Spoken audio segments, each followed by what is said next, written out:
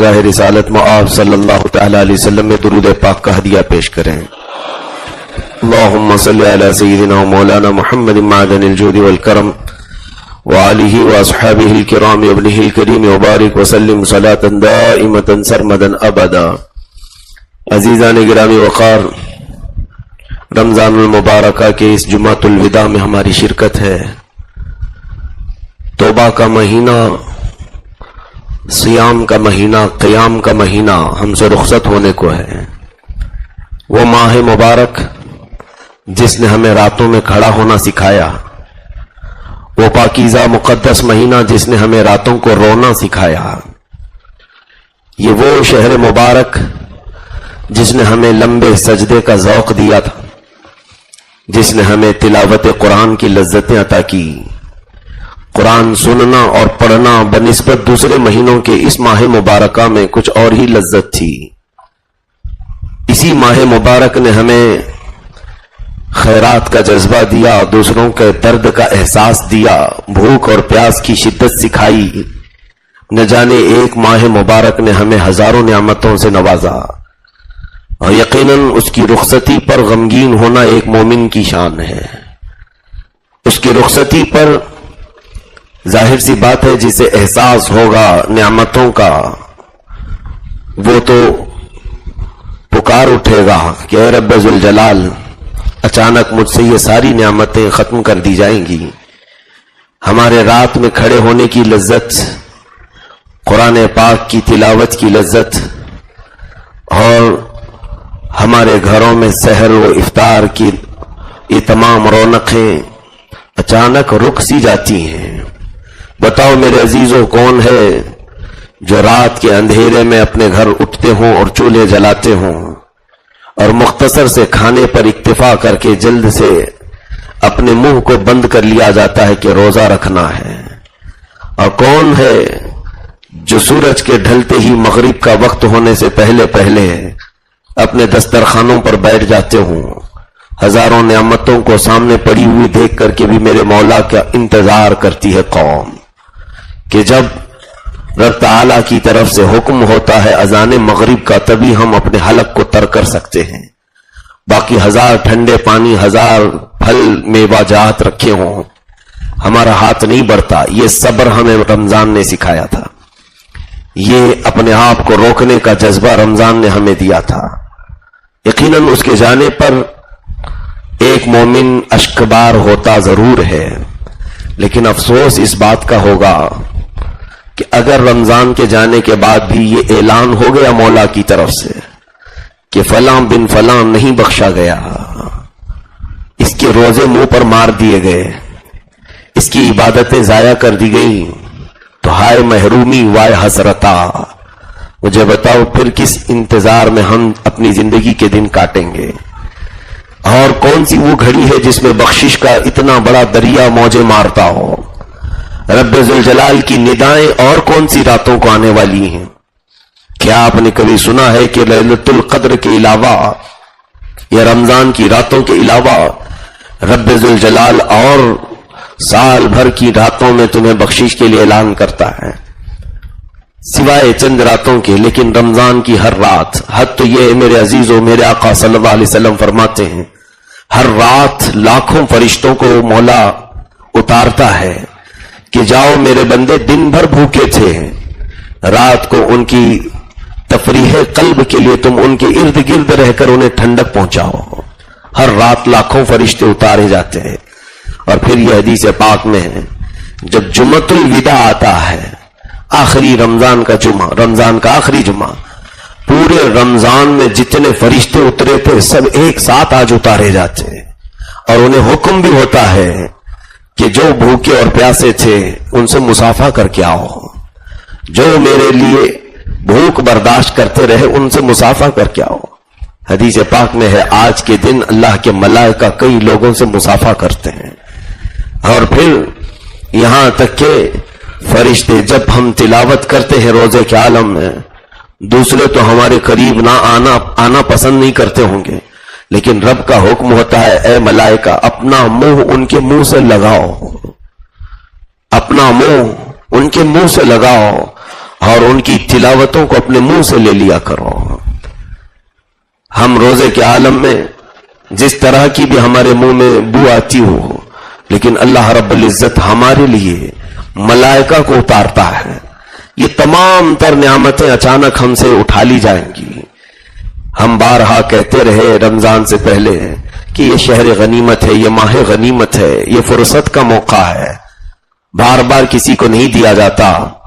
और चलो अब गुजर रहा है रमजान, लेकिन अगर अल्लाह की बारगाह में ये लिख दिया गया है कि इस बंदे का ये आखिरी रमजान है, इसी साल इसकी मौत आने वाली है, किसी हादसाती तौर पर भी मौत आ सकती है, किसी को बैठे बिठाए अटैक आकर मौत आ सकती है, तो फिर अफसोस न करे एक मोमिन बंदा तो क्या करे। मेरे अजीजों, जो बचे हुए दिन हैं मेरे मौला को मनाने के दिन हैं। या आखिरी जुमा रब तबारक व तआला की तरफ से अगर बख्शिश का ऐलान ना हुआ तो बहुत बड़ी महरूमी हमारे हाथ आई, बहुत बड़ी हिरमा नसीबी हमारे हाथ आई। वो कैसे कैसों को बख्शता है।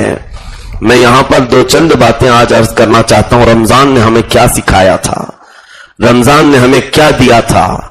रमजान का सबसे बड़ा एक असर यह था कि हमारे दिलों को उसने नरम किया था, हमारे दिलों को उसने नरम किया था।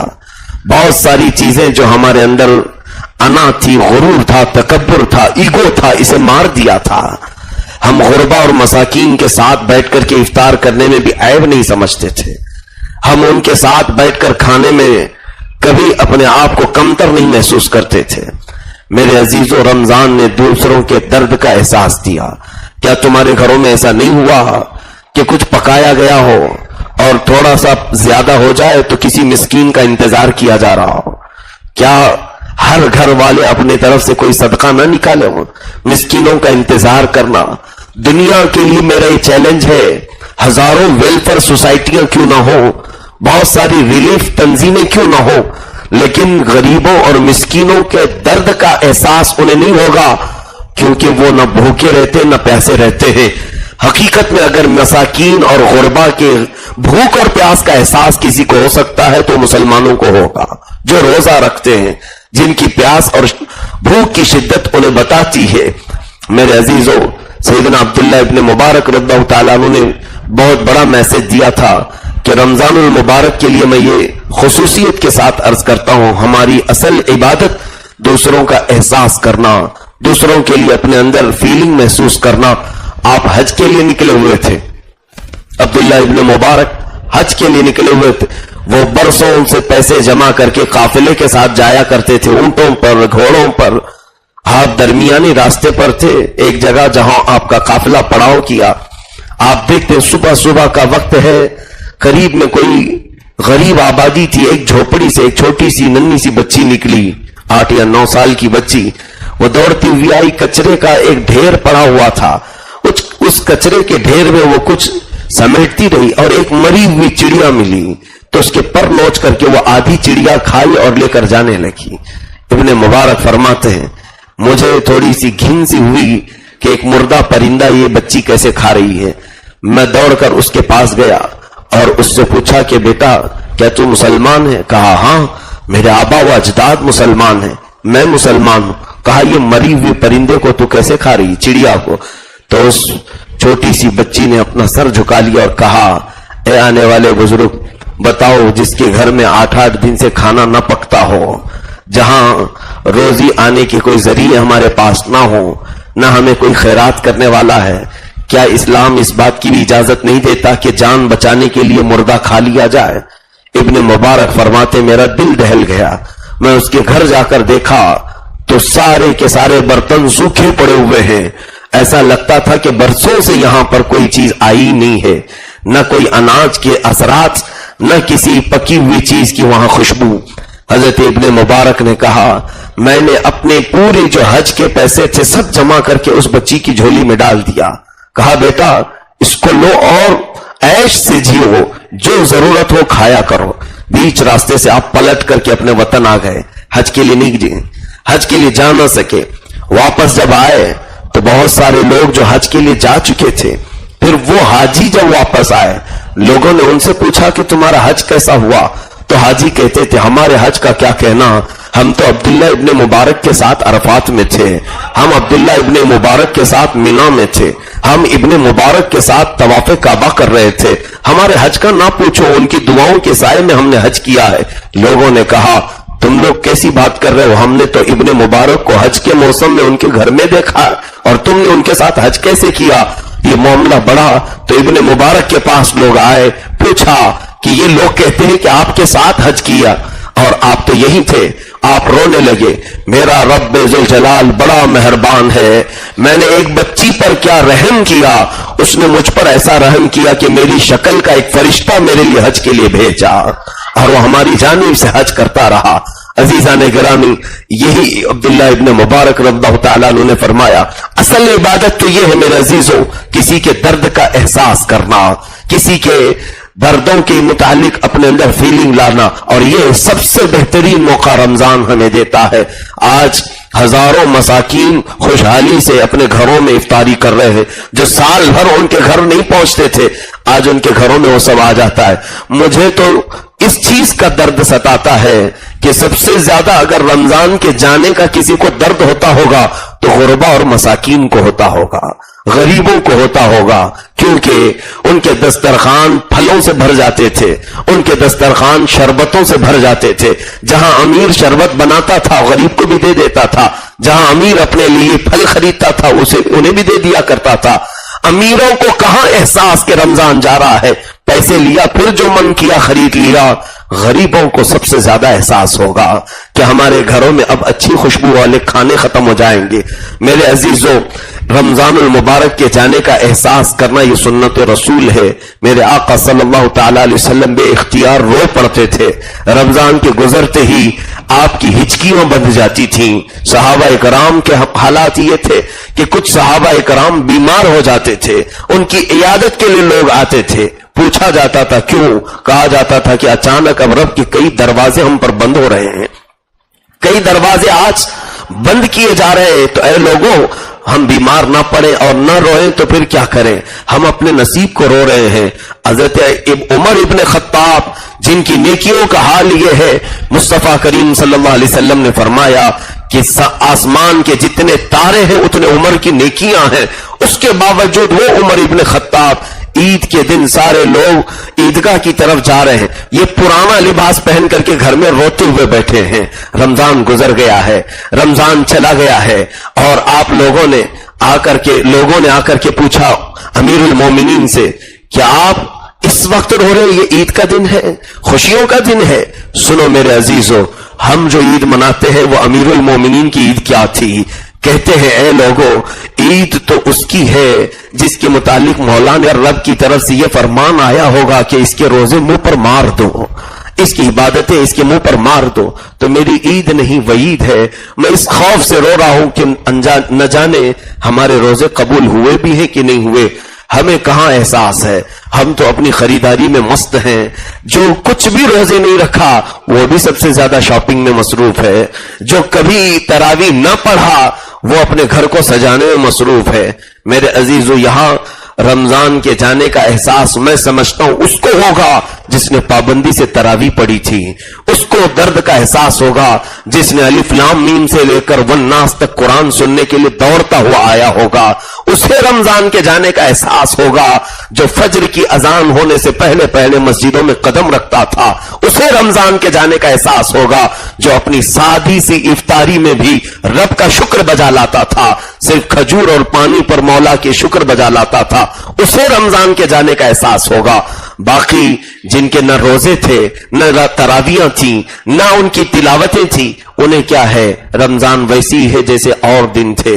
अजीजान गिरामी वकार, आज मैं सिर्फ इतनी बात अर्ज करना चाहूंगा, हो सके रब ताला के हुजूर दामन फैला लो, और अब भी वो माफ करने पर तैयार है, अब भी वो बख्शिश का परवाना देने को तैयार है। इसलिए कि डर है इस बात का कि हमारा नाम उस फहरिस्त में ना आ गया हो जिनको इस साल उठाया जाने वाला है, उन लोगों के नाम में हमारा नाम आ ना गया हो जिनके पास मलकुल मौत को भेजा जाने वाला हो, जिनकी आखिरी सांसें गिनती की रह गई हो।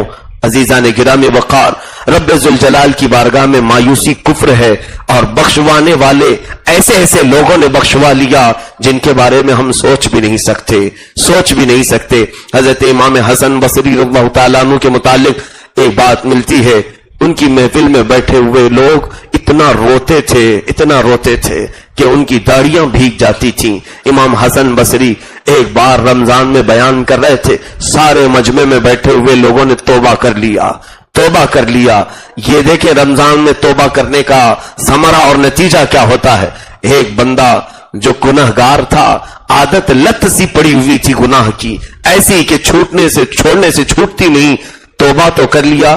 امام حسن بصری کے دربار میں ان کی جب محفل ختم ہوئی، رات کا اندھیرا چھایا، اسے نشے کی عادت تھی یا کچھ گناہ کی عادت تھی، وہ پہاڑوں کی چوٹیوں میں جا کر چھپ کر گناہ کرنے کے لیے نکلا.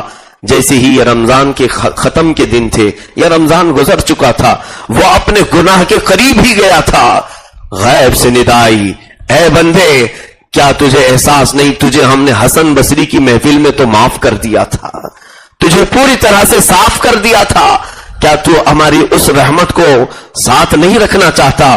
وہ بندہ بے اختیار روتا ہوا وہاں سے نکل آیا. ظاہر سی بات ہے، میں کہنا یہ چاہتا ہوں کہ ہم توبہ تو کرتے ہیں، لیکن توبہ پر کوئی ہمیں استقامت بخشتا ہے، اس توبہ پر کوئی قائم ہمیں رکھ سکتا ہے تو وہ رب ذوالجلال کی ہی ذات ہے، وہی پھر ہمیں رمضان کے بعد بھی بچا سکتا ہے.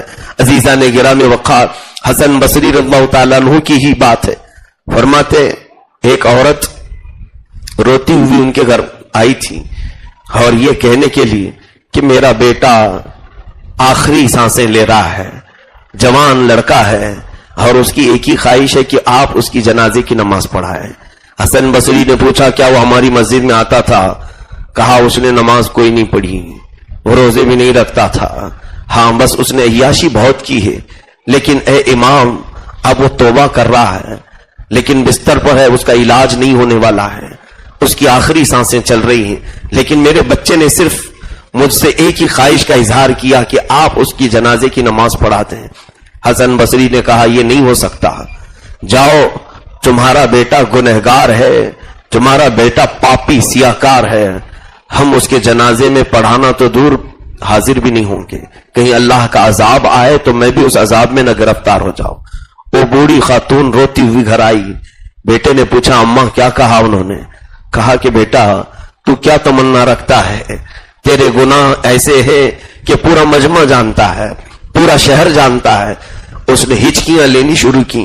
کہا حسن بصری کے اس زمانے کا وہ نوجوان اپنی ماں سے کہتا ہے اگر میں اتنا گنہگار ہوں اور جس کے جنازے میں حسن بصری بھی نہیں آ سکتے تو ظاہر سی بات ہے میں دنیا کا سب سے بڑا پاپی ہوں. ماں اگر میری موت ہو جائے صرف میری آخری وصیت یہ ہے کہ میرے پیر میں رسی باندھ کر شہر کی گلیوں میں مجھے کھینچتا ہوا لے جانا، میری میت کو کھینچتے ہوئے لے جا کر کسی گٹر میں ڈال دینا، جیسے کوئی کتا مرے تو اسے کھینچ کر ڈالا جاتا ہے. ماں تڑپ اٹھی بیٹا ایسا کیوں کہہ رہے ہو؟ کہا تاکہ پوری قوم کو بتایا جا سکے کہ ایک گنہگار کی موت کا انجام دنیا میں یہی ہونا چاہیے، اس سے بہتر اسے دفن کرنے کا طریقہ نہیں ہونا چاہیے. سب کو یہ بتا دو تاکہ مجھے دیکھ کر اور دوسرے نوجوان سدھر جائیں کہ گناہوں پر جس کی صبح شام ہوتی ہے اس کی موت اسی طرح سے ہونی چاہیے، اس کا جنازہ ایسے ہی نکالنا چاہیے. ماں اس کی باتیں سنتی رہی، روتی رہی اور اس نے وعدہ تک لے لیا اپنی ماں سے کہ تم رسی لاؤ گی، میرے پیر کو باندھو گی. ماں ہاں کہتی رہی اور صبح کا وقت نہیں ہونے پایا تھا کہ بھور میں ہی اس کی روح نکل گئی. وہ تڑپ تڑپ کر بستر پر مر گیا. ابھی اعلان بھی نہیں ہوا تھا، اس کی موت کا اعلان نہیں ہوا تھا. دروازے پر دستک ہوئی، خاتون دروازہ کھولتی ہے، دیکھا امام حسن بصری کھڑے ہوئے ہیں، دروازے پر امام وقت کھڑے ہیں. تو آتے ہی انہوں نے کہا اے خاتون کہاں ہے تیرا بچہ؟ کہا وہ بستر پر تڑپ کر انتقال کر چکا ہے. کہا میں آیا ہوں، اسے میں غسل بھی دوں گا، اسے میں کفن بھی پہناؤں گا، اس کا جنازہ میں اٹھاؤں گا اور اس کا جنازہ میں پڑھوں گا. کہا وہ خاتون روتی ہوئی کل میں آپ کے پاس آئی تھی یہی ریکویسٹ لے کر, اس کی ایک ہی التجا تھی, آپ نے تو انکار کر دیا تھا. کہا ہاں مجھے صرف اس کے گناہ معلوم تھے. رات میں جب سویا تو مولا کی طرف سے مجھے خواب میں یہ اشارہ دیا گیا, اے حسن جسے ہم نے معاف کیا ہے تم کیوں اس سے ناراض ہو, جاؤ اس کے جنازے میں. میں نے جب اللہ کی طرف سے یہ پیغام سنا تو پھر احساس ہوا کہ رب ذوالجلال کی رضا اسی میں ہے کہ اس نوجوان کا کندھا دیا جائے, اٹھایا جائے. عزیزان گرامی, یہ واقعہ پڑھنے کے بعد روح مچل گئی. وہ قدیر و جبار خدا ہزاروں پاپ ہونے کے بعد بھی کسی کے جنازے میں امام وقت کو بھی بھیجتا ہے تاکہ اس کی روح کو قرار آ جائے, سکون آ جائے. کون ہے جو ہمارے عیبوں پر ہاتھ رکھ سکے؟ آج کون ہے جو ہمارے گناہوں کو دیکھ کر کے چھپانے کی طاقت رکھتا ہو؟ میاں ہم نے جن کو دوست بنایا ہے, اگر ہم اپنے رات کی تنہائی کے گناہوں نے شیئر کر لیں تو پھر نہ جانے ہزاروں میں ہمیں ذلیل کریں گے, ہزاروں میں ہمیں رسوا کریں گے. ایک تمہارا خالق ہے, ایک تمہارا پروردگار ہے جسے سب ہمارے دلوں کے وسوسے بھی معلوم ہے, ہمارے آنکھوں کی خیانتیں بھی معلوم ہے. لیکن بندہ جب اس سے صلح کرتا ہے, رو کر اس سے صلح کرتا ہے, تو مولا نہ صرف اس کے گناہوں کو چھپاتا ہے بلکہ اس کے اعزاز میں وقت کے بڑے بڑے لوگوں کو بھیجتا ہے. اسی طرح سے خلیفہ ہارون رشید کے زمانے میں ایک شخص ایسا تھا جو بہت ہی گنہگار تھا, بہت گناہ کرتا تھا. اور اس کے گناہ کیا تھے؟ روزانہ ایک طوائف کے کوٹھے پر رہتا تھا اور روزانہ شراب کی ایک بڑی بوتل خریدتا تھا, بڑی بوتل خریدتا تھا. اور اس کے متعلق پورے شہر میں معلوم تھا اس کے پاس یہ دن بھر کمائی کرتا ہے اور رات کو کسی کوٹھے میں گزارتا ہے اور پھر شراب کی بوتل لے کر کے پتہ نہیں کہیں چلا جاتا ہے. لیکن دیکھیں اللہ رب العزت کسی کسی کو ایسی قوت عطا کیا ہے کہ وہ بندہ دکھتا تھا لیکن تھا ایسا نہیں. جب اس کا انتقال ہوا تو بادشاہ وقت جب چلتا ہوا جا رہا تھا تو لوگوں نے اس کی لاش کو لا کر کے پھینک دیا تھا. کوئی جنازہ پڑھنے کو تیار نہیں, کوئی اٹھانے کو تیار نہیں. تو وہ سفر بادشاہ کا سواری سے گزر رہا تھا تو بادشاہ نے رکوا دیا, پوچھا کہ کس کی لاش ہے؟ کہا گیا فلاں فلاں کی ہے. کہا اس طرح سے پھینکا نہیں جائے گا, اٹھاؤ اسے دفن کیا جائے گا, مسلمان کی لاش ہے چاہے جتنا بھی گناہ کیا ہو. بادشاہ نے جنازہ پڑھا اور جب دفن کرنے کے لیے گئے اس کی بیوی دھاڑے مارتے ہوئے روتی ہوئی آئی, آج میرے مولا کی ذات پر مجھے اتنا یقین ہوا. اس بادشاہ نے پوچھا کیسے, کیا بات ہے, ذرا بتاؤ بیوی. اس خاتون نے کہا پورا شہر سمجھتا ہے میرا شوہر زانی تھا, میرا شوہر شرابی تھا, لیکن بادشاہ سلامت بات ایسی نہیں تھی. میرا شوہر صرف قوم کو, اللہ کی مخلوق کو گناہ سے بچانے کے لیے اپنے پیسے خرچ کرتا تھا. کیسے؟ کہتی ہے کہ روزانہ وہ کماتا تھا اور جا کر کے کسی ایک عورت جو طوائف ہے اس کے کوٹھے کو رات بھر اجرت پر لیتا تھا. وہ صرف اس لیے لے کر کے بیٹھ جاتا, نہ وہ زنا کرتا تھا نہ اس سے ملاقات کرتا تھا, بلکہ اس کو خاموش ایک کونے میں بٹھاتا تھا اور کہتا کہ یہ پوری رات کی اجرت میں نے دی ہے. اور پھر صبح اٹھ کر کے خوشی سے یہ آتا کہ کئی گاہکوں کو میں آنے سے روک دیا, کئی گراہک کو میں اس کے کوٹھے پر آنے سے روک دیا. اکثر اپنے پیسے اس طرح سے خرید کر کے لوگوں کو آنے سے روک دیتا اور شراب کی ایک بوتل روز خریدتا, لے جا کر کے نالی میں بہا کر آتا اور مولا سے کہتا مولا تیری کائنات سے میں نے تھوڑا سا گناہ کم کرنے کی کوشش کی ہے, تھوڑا سا بوجھ کم کرنے کی کوشش کی ہے. لیکن یہ معاملات کون جانتا ہے؟ جب وہ گھر آتا اس کی بیوی سمجھاتی قوم تو تمہیں زانی اور شرابی کہہ رہی ہے, تم کیا یہ سب کام کر رہے ہو؟ تو وہ کہتا تھا قوم اگرچہ مجھے زانی اور شرابی کہہ رہی ہے, کوئی مجھ کو میرے جنازے کے لیے بھیجے گا. وہ زندگی میں کہہ کر کے مر گیا. اس کی خاتون کہتی ہے میں نے اس کی لاش کو لوگوں کے حوالے جو کیا صرف یہ دیکھنے کے لیے, ہاں کیا رب تعالی حقیقت میں اس کے تمام اعمال کو دیکھ رہا تھا. جس وقت تمہاری سواری آئی اے بادشاہ میری روح پکار اٹھی. وہ قدیر و جبار خدا کسی کو مایوس نہیں کرتا. جب بندہ اس کی طرف بڑھتا ہے یا اسے راضی کرنے کی کوشش کرتا ہے تو بے اختیار وہ بخشش کا اعلان فرماتا ہے. عزیزان گرامی وقار، بے شمار لوگوں نے رب تعالیٰ کو منا لیا اپنی زندگی میں اور اس سے اپنی معافی بھی کروا لی، لیکن آج جو ہم زندہ ہیں ہمیں ہماری فکر کی ضرورت ہے. آج ہمیں ہماری فکر کی ضرورت ہے. جو جا چکے ان کے فیصلے ہو چکے ہوں گے، ان کو کہاں رکھا گیا یہ اللہ بہتر جانتا ہے.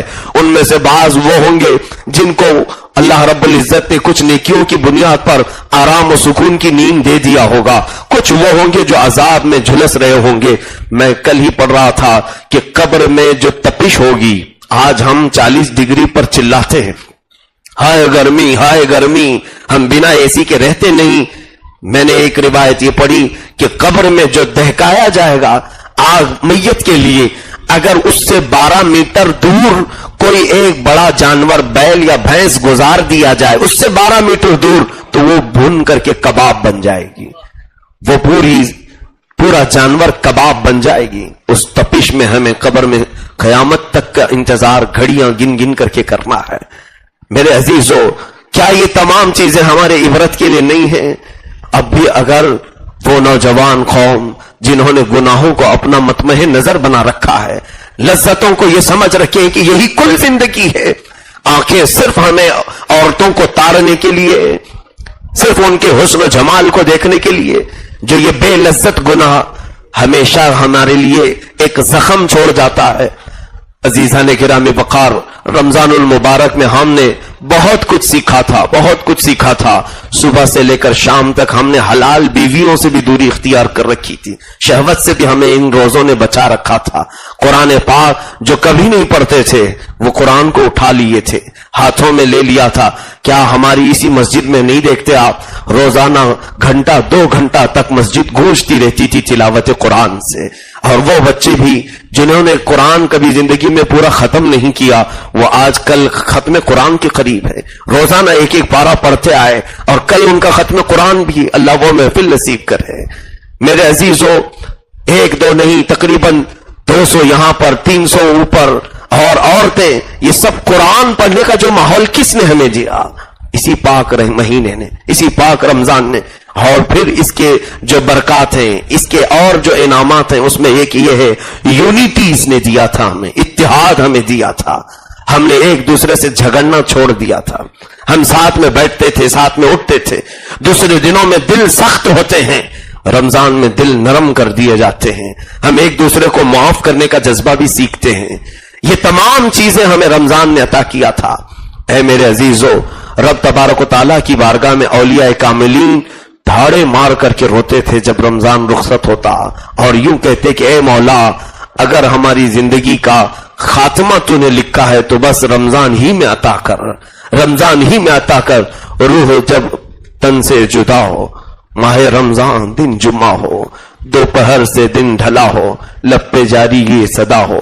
ہم تو یہ دعا کرتے ہی ہیں کہ باری تعالی ہمیں ماہ پاک میں موت نصیب فرمائے، اور جو اس رمضان میں انتقال کر گیا اس کے لیے میرے آقا صلی اللہ علیہ وسلم کی بشارت عظمی ہے کہ مولا اسے قبر کے سوالات سے محفوظ رکھتا ہے. اسے قبر کے سوالات نہیں کیے جائیں گے اور اس کے لیے آسانیاں ہوں گی. یہ سب احسانات، یہ سب برکات رمضان کی ہیں. تم 1 رکعت پڑھتے تھے، مولا 70 گنا اس کا ثواب. تم 1 روپیہ خیرات کرتے، 70 بڑھا کر کے دیے جاتے. کیا بعد رمضان یہ سب ملنے کو ہے؟ ہم جس چیز کی بھی نیکیاں کر رہے تھے ہمیں 2 گنا نہیں، 6 گنا نہیں، 70 گنا مل رہے تھے ہر چیز. ہائے افسوس، ہم نے کھیلوں میں اس رمضان کو گزارا ہے، ہم نے اوقات کو ضائع کیا ہے، ہم نے رمضان المبارک کو ایسے ہی کیئرلیس کیا ہے جیسے اور دنوں کی طرح. ان لوگوں کا کیا ہوگا جو رات بھر کیرم کھیلنے کے لیے رمضان کی راتوں کو لائٹنگ کرتے تھے؟ ان لوگوں کا کیا ہے جو پورے رمضان المبارک میں رات صرف شب باشی کرتے ہوئے اس لیے گزارتے کہ آؤ چند لوگوں کی غیبت کریں، چند لوگوں کی برائیاں سنیں. ان کے لیے یہ رمضان وعید بن جائے گا قیامت کے دن. جس کے حق میں، جس کی شفاعت کرنے کے لیے رمضان آ گیا، پھر اسے جنت میں جانے سے کوئی روکے گا نہیں. اللہ تعالیٰ کی بارگاہ میں رمضان کی شفاعت مقبول ہے. رب تعالیٰ اس کی شفاعت پر کئی لوگوں کو جنت عطا کرتا ہے۔ میرے عزیزوں، بخشوالو مولا تعالیٰ کے حضور اپنے وہ تمام عیبوں کو اس کے سامنے رکھو۔ یقیناً اس رمضان کی جو برکات تھی اس میں سے ایک یہ بھی ہے کہ رمضان نے ہمیں رونا سکھایا تھا۔ ہم تو صرف اپنی چیزوں کے کھونے پر رونا جانتے ہیں، ہم تو اپنے مال کے گم ہونے پر رونا جانتے ہیں، لیکن یہ پاک مہینہ ایسا ہے جو اپنے مولا سے دوری پر بھی ہمیں رلا دیتا ہے۔ رات کی تنہائیاں ہمارے ذکر کی شبوں میں ہم نے دیکھا ہے کہ بچوں کی آنکھوں سے آنسو کیوں جاری ہو جاتے ہیں، یہاں سجدوں میں دل کیوں تڑپ اٹھتے ہیں، روح کیوں کانپتی ہے۔ یقیناً یہ ماہ پاک ہمیں رب تعالیٰ کی وحدانیت کا ایک ایسا درس دیتا ہے کہ ایسا لگنے لگتا ہے کہ اب جبار خدا کی محفل میں ہم بھی کھڑے ہیں، اور برکت رمضان کی۔ میں تو صرف یہی کہتے جا رہا ہوں کہ کیا کیا چیزیں ہمیں رمضان نے دی تھی، صرف اس لیے کہ تمہیں احساس ہو کہ کیا چیز ہم کھو رہے ہیں، کیا چیز ہم سے جا رہی ہے، کون سی چیز ہم سے رخصت ہو رہی ہے۔ رمضان نے ہمیں ایک چیز اور خاص دی تھی، وہ یہ ہے بار بار دعا کرنا، بار بار مانگنا، رب تعالیٰ سے بار بار سوال کرنا۔ اتنی دعائیں کون سے مہینوں میں کی جاتی ہیں؟ افطار سے پہلے دعا، سحری کے بعد دعا، نمازوں کے بعد دعا، سونے کے وقت دعا، تراویح میں ہر 4 رکعت پہ دعا، پھر ختم ہونے پر دعا۔ یہ تمام دعاؤں کا ذخیرہ کرے، بندہ مانگنے کی عادت ڈال لیتا ہے مولا سے، اور رب تعالیٰ کو ایسے سائلین بہت پسند ہے۔ وہ ارشاد فرماتا ہے فرشتوں سے کہ جو مجھ سے مانگتا ہے اسے دے دیا جائے گا، اگر دنیا میں نہیں تو قیامت میں اس کا اجر اسے دے دیا جائے گا، اور جو نہیں مانگتا مولا اس سے ناراض ہوتا ہے کہ اس بندے کو اب میری حاجت نہیں رہ گئی، اسے اب میری ضرورت نہیں رہ گئی۔ مجھے بتاؤ میرے عزیزو، کیا ہم نے رمضان میں بہت نہیں مانگا اللہ سے؟ بہت ہم مانگتے رہے۔ تو یہاں عاجزی بھی رمضان نے ہمیں دیا، انکساری ہمیں رمضان نے سکھایا تھا، خود غرضی نہیں، منکسر المزاج بننا ہمیں رمضان نے سکھایا تھا۔ ہم بار بار رب ذوالجلال کے حضور شرمندگی کا احساس بھی کرتے رہے، اور جب بھی افطاری کے وقت بیٹھتے تھے کیا ہم یہ نہیں کہتے کہ مولا دن بھر میں جو کچھ ہو سکا ہم نے کیا ہے، قبولیت تیری شان پر ہے، قبولیت تیرے ذمہ کرم پر ہے؟ کیا ہم یہ نہیں کہتے تھے مولا جانے انجانے میں ہم سے خطائیں ہو چکی ہوں گی، تو اسے درگزر کر دے؟ یقین ہے جو بندہ اتنی مرتبہ رب تعالیٰ سے لگا ہوا تھا، اب مجھے بتاؤ جہاں یہ رمضان کا سورج غروب ہوا کون سی افطاری میں دعائیں ہوں گی، کون سے افطاری میں دعائیں ہوں گی، کون سی سحری میں اٹھ کر کے مولا سے مانگا جائے گا؟ ہاں، میرے آقا صلی اللہ علیہ وسلم کی ایک حدیث پاک ہے، رب تبارک و تعالیٰ کو سب سے پسندیدہ عبادت کون سے وقت میں ہے؟ فرماتے ہیں سورج نکلنے سے کچھ دیر پہلے، جب سارے لوگ میٹھی نیند سو رہے ہوں، کوئی بندہ اٹھ جائے اپنے بستر سے اور مولا سے مانگے، رب تعالیٰ کو بے حد پسندیدہ عبادت ہے۔ اور یہ عبادت صرف رمضان کے حصے میں آتی ہے، یہ صرف رمضان کے حصے میں۔ سحری میں اٹھتے ہیں، سحری میں اٹھتے ہی لوگ جلد جلد اپنے اپنے ناشتوں سے فارغ ہو کر دعا میں مشغول ہوتے ہیں۔ کئی لوگ ہیں جو قرآن کی تلاوتوں میں مشغول ہیں، کئی ایسے ہیں جو اٹھتے ہی پہلے تہجد کی نماز ادا کر لیتے ہیں۔ بتاؤ یہ تہجد کا موقع رمضان کے علاوہ کہاں ملتا ہے؟ میرے عزیزوں، بہت بڑی بڑی نعمتیں جو پاکیزہ ماہ نے ہمیں دیے تھے وہ چند ہی سانسوں کے بعد اب ہم سے ختم ہونے کو ہیں۔ عید کے دن کا انتظار وہ کر رہا ہے جسے ناچنا ہو، جسے خوشیاں منانا ہو۔ ہم تو عید کا انتظار نہیں کر رہے، مولا کی بخشش کا انتظار کر رہے ہیں۔ اے رب ذوالجلال، اس وقت تک ہم پر سے رمضان کو نہ ہٹا جب تک ہمارے نام کی مغفرت کا اعلان نہ ہو جائے، اور آخری راتوں میں بھی اگر ہم بخشے گئے تو مولا یہ اس کا فضل و کرم احسان عظیم ہے۔ اے میرے عزیزو، آج کے دن کی ایک اور خصوصیت ہے۔ آج پوری دنیا میں، عالم اسلام میں یوم القدس کے نام سے لوگ ایک دن مناتے ہیں۔ جمعۃ الوداع کو بیت المقدس کا دن منایا جاتا ہے، یوم القدس، یہ احساس دلانے کے لیے کہ آج قدس پر جو یہودیوں کا غاصبانہ قبضہ ہے اس کی ہم مذمت کرتے ہیں۔ قدس کل بھی ہمارا تھا، آج بھی ہمارا ہے، اور ہم بازیابی کے لیے بارگاہ الہی میں دعا گو رہتے ہیں۔ رب ذوالجلال ہمارا قبلہ اول ہمیں پھر سے عطا کرتے ہیں، یہودیوں کے پنجوں سے اسے آزاد کرے ہیں۔ وہاں پر جو بچے ہیں، وہاں پر جو چھوٹی چھوٹی سی بچیاں ہیں جو بلکتی ہیں، اللہ، ہم ابھی سفر سے وہاں کیا ہے جارڈن تک تو میں گیا، ان ظالموں نے مجھے بیت المقدس کے داخلے سے روک دیا تھا، مسجد اقصی میں جانے سے مجھے روکا گیا تھا۔ خیر जालिमों की आज हुकूमतें हैं, लेकिन वहां के गुरबा और मसाकीन को हमने देखा है, जो मिस्र में भी आए हैं, जॉर्डन में भी आए हैं, उनके लिए तो हालात ऐसे हैं कि मौत किसी भी वक्त उनके सर पर है, कभी भी उनके वक्त पर है, सर पर है। और अब तो ऐसा हो गया है कि उनके यहां मौत कोई माने ही नहीं रखती। तलवारों के साए में हम कहते थे कि नमाजें पढ़ते हैं मुजाहिदीन, लेकिन वहां देखने को मिलता है उनके सरों पर यहूदी गासिब बंदूक ताने खड़े रहते हैं, वो उनकी बंदूकों को साइड में लगाकर सजदे में चले जाते हैं, वो रुकू करते हैं, उनके सरों पर इस तरह बंदूक ताने हुए सिक्योरिटी गार्ड यहूदियों के खड़े रहते हैं। छोटे से बच्चे हमने देखा बंदूक को यूं हटाए और रुकू में चले गए, सजदे में चले गए। हमने उनकी जवां मर्दी को देखा, और आज उनके लिए भी दुआ का वक्त है मेरे अजीजों, जो मुल्क शाम में बिला कसूर के मारे जा रहे हैं, बगैर किसी सबब के मारे जा रहे हैं।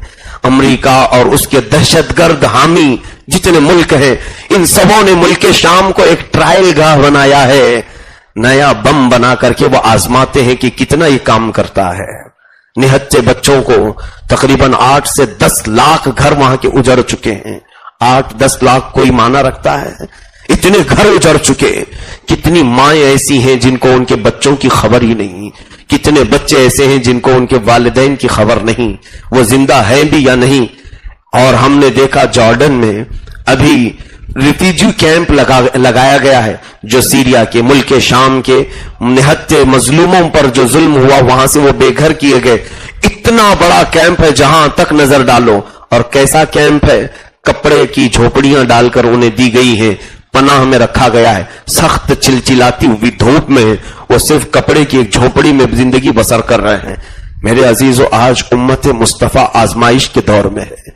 हमने जो नियामतें खाई और आराम से सोए, हमने अगर उनका एहसास नहीं किया तो कैसा इस्लाम हमने लिया है? कैसे मुसलमान? अल्लाह के नबी ने तो फरमाया, मोमिन की मिसाल एक जिस्म की तरह है। पूरे मोमिनीन एक जिस्म की तरह है। एक अज़ू को तकलीफ हो तो पूरे जिस्म में बुखार आना चाहिए। आज कुद्स रो रहा है, किसी सलाहुद्दीन का इंतजार कर रहा है। कुद्स आज फिर से किसी उमर इब्न खत्ताब के इंतजार में है। हम में कौन पैदा होगा? यहां तो बोलने की किसी को हिम्मत नहीं है। बोलो तो उसे मार दिया जाए, दबा दिया जाए, कैद कर दिया जाए, कत्ल कर दिया जाए। मेरे अजीजों, आज जुल्म के खिलाफ कोई बोलने को तैयार नहीं। सबको अपनी हिफाजत पड़ी है। काहे के लिए मुसीबत में अपना सर डालें खामखा बोल करके?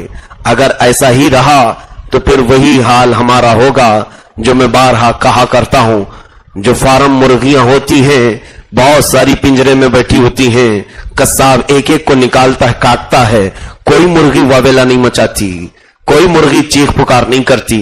वो मुर्गियों को कत्ल होते हुए देखती रहती है और अपने चरने में मसरूफ होती है। यही हाल आज हमारा है। हम दूसरों के कटते हुए देख रहे हैं, किसी की कोई आवाज नहीं निकलती, कोई कहीं से पुकारता नहीं। ये तमाम इस्लामी ममालिक पर जो बैठे हुए बादशाह हैं, इन सबको यहूदियों के सांप ने डस रखा है। यहूदियों का जहर इनके जिस्मों में है। ये क्या बोलेंगे? इनकी जुबान में यहूदियों ने अपना गुड़ और शक्कर रखा है। मेरे अजीजों, इन सब का इंतजार न करो, बस बारगाह इलाही में हम तौबा करके हमसे जितना हो सके हम मजम्मत करें और एक मैसेज दें कि हम जुल्म के खिलाफ कल भी थे, आज भी हैं, और हमेशा हम जुल्म के खिलाफ होंगे। चाहे जालिम हम में से हो, चाहे जालिम किसी और कम्युनिटी से हो, हम जुल्म के खिलाफ हैं। मुसलमानों में अगर कोई जालिम खड़ा हुआ, उसकी भी हम मजम्मत करते हैं, और अगर काफिरों में से कोई जालिम खड़ा है, उसकी भी हम मजम्मत करते हैं। आज यौमुल कुद्स है, दुआ भी करे मौला ताला निहत्थे मजलूम मुसलमानों को, खास तौर पर फिलिस्तीन, इराक, शाम, यमन के मुसलमानों पर रहम फरमाए। करीम खुदा रहमर रहीमीन, मौला ये जुम्मतुल विदा तेरे दरबार में हाथ उठाने की अब हिम्मत नहीं मौला। ऐ करीम खुदा, तुझसे वो लोग मांगे जिन्होंने तुझे राजी किया हो। मौला, दुआ करने का हक उसको है जिसने तेरा कुरान सही पढ़ा। दुआ करने का हक उसको है जिसने अपने सजदों में तुझे याद किया हो। ऐ रब्बे जुल जलाल, हम किस हिम्मत के साथ तेरे दरबार में हाथ उठाए जिन्होंने सिर्फ रात के गुजरने का इंतजार किया।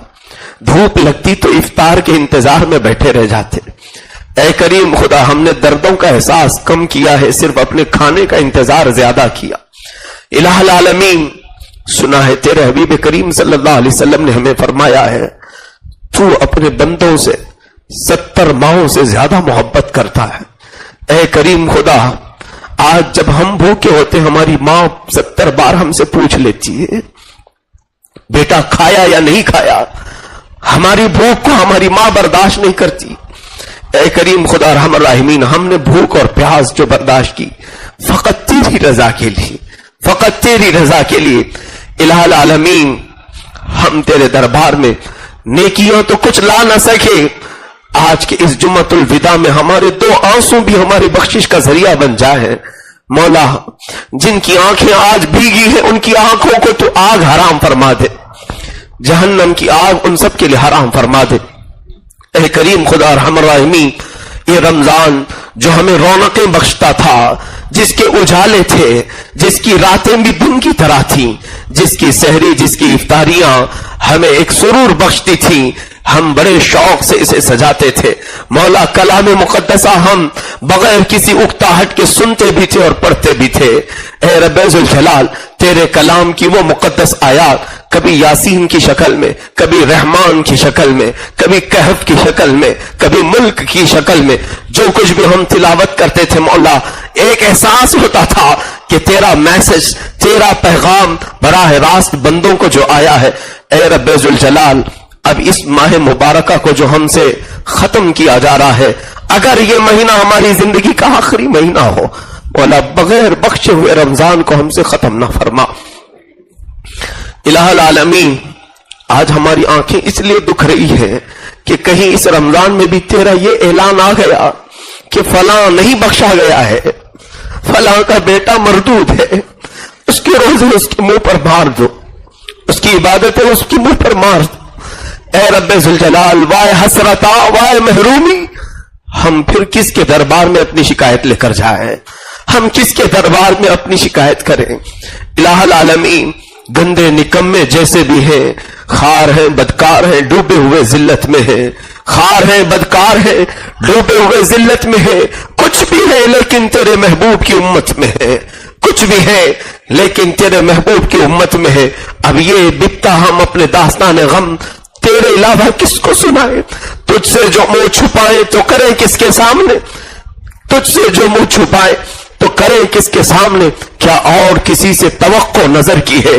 اے رب ذوالجلال آج تجھے جمعۃ الوداع کی عزت کی قسم، آج تجھے تیرے شان ستاری کی قسم، آج تجھے تیرے شان غفاری کی قسم، جتنے ہاتھ اٹھے ہیں مولا ہاتھوں کے نیچے گرنے سے پہلے ہماری بخشش کا اعلان فرما دے۔ ارحم الراحمین اس ماہ مبارک کو ہماری مغفرت کا ذریعہ بنا دے، ہماری روح کا قرار بنا دے، ہمارے گناہوں سے آزادی کا سبب بنا دے۔ الہ العالمین دنیا ہمیں ہر طرح کے گناہوں کی دعوت دیتی ہے، کبھی ہماری آنکھوں سے گناہ، کبھی ہمارے ہاتھوں سے گناہ، کبھی ہمارے پیروں سے گناہ، کبھی ہمارا پیٹ حرام کھانے کی خواہش کرے، کبھی زبان ہمارے چٹخارے بھرتی ہے۔ الہ العالمین ایک میں کمزور کتنے گناہوں سے لڑتا رہوں۔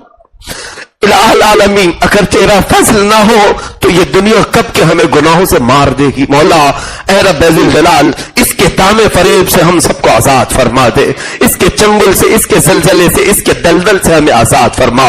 کریم خدا ارحم الراحمین بوڑھوں پر بھی رحم فرما، بچوں پر بھی رحم فرما، جوانوں پر بھی رحم فرما، عورتوں پر بھی رحم فرما۔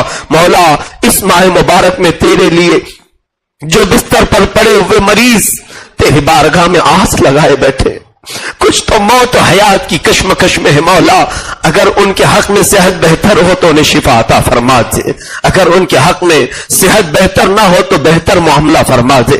اے کریم خدا ارحم الراحمین کچھ ہمارے پاس چھوٹی سی بچیوں کی درخواستیں آئی ہیں، 6 سال کی بچی جسے پورے ہاتھ کا کینسر۔ اے رب قدیر ایک غریب گھر جو کینسر کے علاج کا بوجھ برداشت نہیں کر سکتا، ارحم الراحمین اگر وہ تیری آزمائش میں ہے تو مولا ہم کمزوروں سے تو آزمائش نہ لے، ہم کمزوروں سے تو امتحان نہ لے۔ قدیر و جبار خدا تو نے تو فرمایا لا یکلف اللہ نفسا الا وسعها، اللہ کسی جان پر اس کی طاقت سے زیادہ تکلیف نہیں دیتا. ارحم الراحمین، ہمارے کمزور جسم تیرے عذاب کو سہنے کے قابل نہیں. مولا بے سبب بے حساب ہم کو بخش کر کے جنت عطا فرما. اے رب ذوالجلال، اخیر میں صرف اتنی التجا ہے، ہم نے وہ آنکھیں رکھی تو نہیں ہے کہ سوال کرے، مگر پھر بھی تیری کریمی کی شان پر ہم آس لگائے صرف اتنا سوال کرتے ہیں. نہ جانے یہ آنکھیں کب ہمیشہ کے لیے بند ہو جائیں. ان آنکھوں کو ایک بار جمال مصطفیٰ عطا فرما دے. رسول کریم صلی اللہ علیہ وسلم کے دیدار سے مشرف فرما. وصلی اللہ تعالی علی خیر خلقہ محمد وآلہ وصحبہ اجمعین، وآخر دعوانا الحمد للہ رب العالمین.